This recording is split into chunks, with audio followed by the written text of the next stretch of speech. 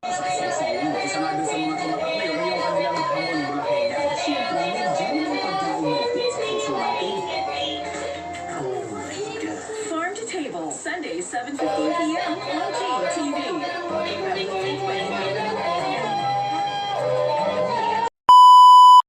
Hello mga kuya, ngayon araw nga pala ay dumating na ang ating order sa Shopee. Dahil birthday nga pala ng aming bunso, ay itong umorder si Shopee ng motor na di battery. At ngayon ay dumating na nga ito. At ayan nga is for the assemble ng aking asawa. At tamang tingin pa sa manual na kala mo ay talagang tunay na mekaniko. At ayan nga, dito nga sa part na to ay nakabit niya na yung bandang katawan ng aming motor na di battery. At syempre, hindi nga lang kita sa video ay nagwawalwal na ang aming bunso dahil gusto niya na itong sakyan. At dahil nasa duyan siya ay nagwawalwal at tila ba gusto niya sirain ang kanyang duyan. At siya nga pala, sa mga hindi nagtatanong, huwag nyo nang tanungin. February 6 nga pala ang birthday ng aking bunso. Kaya naman nakalipas na ang ilang araw bago dumating ang aming regalo sa kanya. Pero okay lang dahil worth it naman at mukha namang nagustuhan niya ito. Siya nga pala, kaya nga pala ito ang aming naisipang regalo sa kanya. Dahil sa tuwing maglalaro sila ng kanyang pinsan ay mayroong bike ang kanyang pinsan. At dahil nakikisakay lang siya, hindi maiiwasan ng mag-away sila. Kaya naman ang ending is umuwi ang kanyang pinsan. At ang bunso ko naman ay humahagulgol dahil nga wala na siyang magamit na bike. At kaya naman one day, isang araw, one time naisipan namin, what if kaya na-orderan namin na motor na di battery ang aming bunso. At kaya naman isagad na humanap ang aking asawa sa Shopee. At dahil nga sa may kamahalan ni 1,000,000 beses naming pinag-isipan ito. Uy, abot napakatagal naman noon. Hindi biro lang. At syempre dahil sa birthday nga ng aming anak ay hindi na kami nag-atubiling bilhin ito. At pagkatapos nga is nag-iisip pa kami kung saan kami kukuha ng pambayad nito. At naisipan kong ipangutang ito sa mga marites, what if kaya? Tapos 1 year to pay. Ayun nga, is hindi rin namin tinuloy kasi napag-isip-isip namin baka mamaya hindi namin alam pinupulutan na kami sa lahat ng barangay dito sa amin. Dahil ang bala ko sana is pagkautang is buy now, pay never. Uy, meron ba nun? Meron naman, kaso baka hindi ka na makalabas ng bahay nyo dahil ikaw na ang chismis sa buong barangay. Ay siya nga pala, mabalik tayo dito. At ayan na nga, kung makikita mo is na-assemble na lahat ng body. At ayan nga, isinihigpitan niya na yung pangalawang gulong at mamaya ikakabit niya na yung manubela niyan. At ayan nga, napakahusay palang mekanik ko nitong asawa ko. Pwede nang mag-apply sa milk tea house.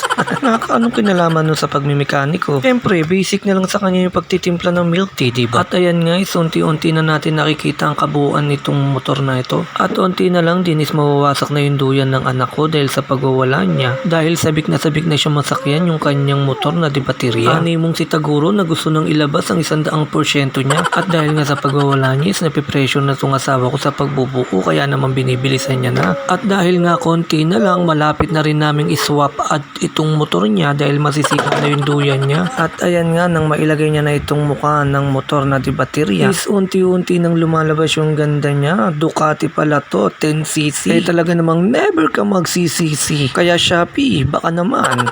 At ayan nga, kung makikita nyo is binubusisi niya pa na maigi yan. Dahil nga baka mamaya pag pinaandar yan ng padiretso is pa-reverse ang takbo niyan. Talaga naman pag ganun ang nangyari is yung ligaya mo is baka mapalitan ng inis. Kaya naman todo tingin pa siya sa manual niyan. Diyan nga habang kinakabit niya yung mga tornilyo, nagulat ka ba bakit may sobrang dalawa? Eh di bagat dapat ito yung walang kulang at lalong walang sosobra. Hindi biro lang, baka mamaya magalit yung pag napanood niya to at mapakinggan. Siya nga pala, dyan nga pala is kinabit niya na yung wiring at mamaya makikita nyo umiilaw na siya. Alam nyo ba, sa lahat ng anak namin, itong bunso namin na napakaswerte. Sa totoo lang, siya lang kasi yung nabili namin ng regalo na ganyan. At hindi lang yon dahil noon sa araw ng kanyang kaarawan is ginala pa namin siya sa Robinson. At tamang laro-laro nga lang siya doon sa Tom's World. At dito nga sa part na to is 90% na nabuo yan at maya-maya is pwede nang gamitin dahil tornilyo na lang ang kinakabit dyan. Mahirap na kasi at baka mamaya habang umaandar is makalas-kalas pa pag hindi tama yung pagkabit na tornilyo. Kaya naman kailangan talagang i-double check yan. At eto nga, habang hinihintay natin mabuo to is papakita ko sa inyo ang kaganapan na paggala namin sa Robinson. At ayan nga is pagdating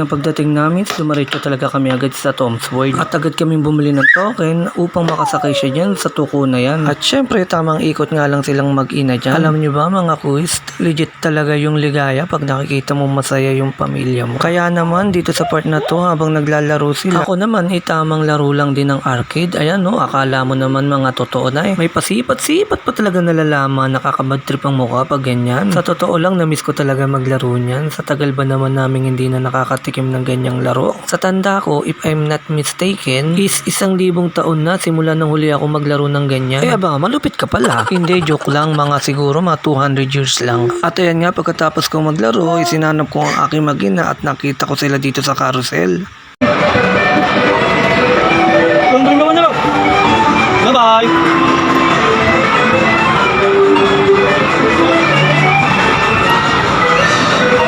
At ayan nga, tuwan-tuwa siya dyan dahil first time niyang makasakay sa ganyan. At ayan nga, sumunod na sinakyan niya is etong sasakyan na to dahil gusto niya raw mag-drip. At niyabangan niya pa nga ako dyan, sinabi niya sa akin, papakitaan niya raw ako paano mag-Tokyo Drip.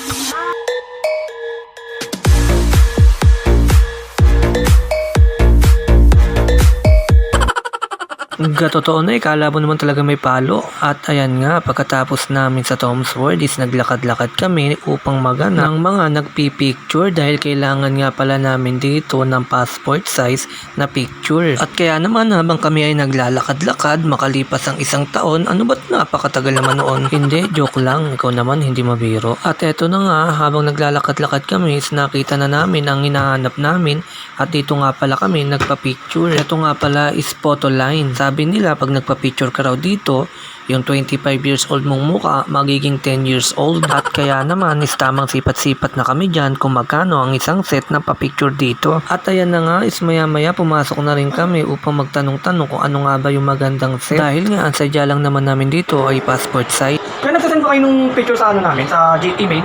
So, paano? 100 ay ano po, kumati ng 50 cents, tapos through share it. Or? Through share it. Through share it. Share it na lang. Pwede na may screen sa mga. Wait lang ano. Luis, mali na ba yun?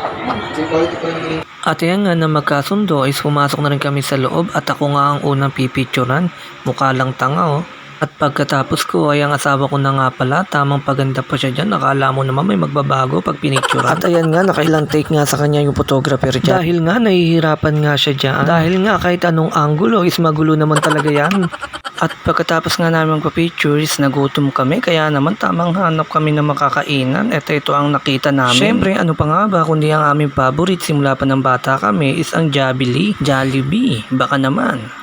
At eto nga is for the hanap kami ng pwedeng mapestuhan dahil 3 kami at medyo marami kumakain kaya naman na makakita kami na pwedeng pagpestuhan is merong pang laman. At kaya naman habang naghahanap ako ng crew upang maglinis is pinapunta ko na ang aking sa counter upang umorder ng aming kakainin. At dito nga habang nag-aantay kami ng aking anak is tuwan-tuwa siya dyan at hindi makapaniwala at nakikipaglaro pa nga siya dyan, napakakulit. At dahil nga naiinip na siya dyan kaya naman kung makikita nyo pati daliri ko minumukbang na rin.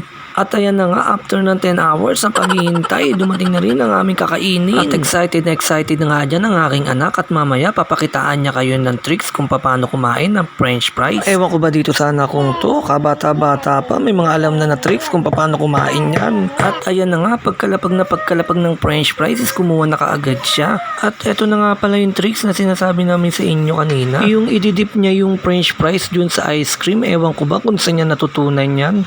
Kayo ba, ginagawa nyo rin ba yan? Hindi ko nga alam kung saan niya natutunan yan. At syempre, hindi ako magpapatalo dyan. French fries check. At ayan nga, is umulit pa ako. Masarap din naman pala, no? Yung tipong malamig siya tapos maalat-alat gawa ng iodized salt ng french fries. Ayan, no? Ipapakita ko sa inyo. Natulo-tulo pa, diba? Kaya pala nagustuhan din siya ng anak ko eh. At ayan nga, sinusubukan ko na siya ng ice cream dito. At alam niyo ba, paborito ng anak ko yung ice cream. Aminin nyo, sino bang hindi may gusto ng ice cream dito? At pero syempre, nililimitahan din namin, mahirap na, baka mapasobra. Kaya naman, kung pakainin namin siya ng ice cream, is bibihira lang din, hindi naman araw-araw. Mahirap na rin kasi, baka mamaya makagiliwan niya, hanap-hanapin niya ang ice cream na yan. At ayan nga, maya-maya onte, sinubos lang din namin ng kinain namin at umalis na rin kami upang umuwi. At dahil anong oras oras na rin kasi yan. At ayan na nga, maya-maya is buo na nga pala yung motor na ina-assemble kanina ng asawa ko. At syempre, sumakay na rin ng anak ko at tuwang-tuwa siya dyan. Nakipaglaro pa nga siya sa kuya niya pagka uwi ng school. Ayan no, tamang tulak-tulak lang yung kuya niya. Oh, paano yan? Hanggang dito na lang. Siya nga pala kung nakaabot ka sa part na to. At hindi ka pa nakapalo sa page ko, baka naman pwedeng ipalo mo ako at suportahan ng aking page. At huwag mo na rin kalimutang i-like at i-share ang video na to upang marami pa makapanood ng aking video. At mag-comment ka na rin kung tagasan ka upang malaman ko kung hanggang saan umabot ang video ko na to. Hanggang dito na lang po. Maraming salamat sa panonood. Paalam.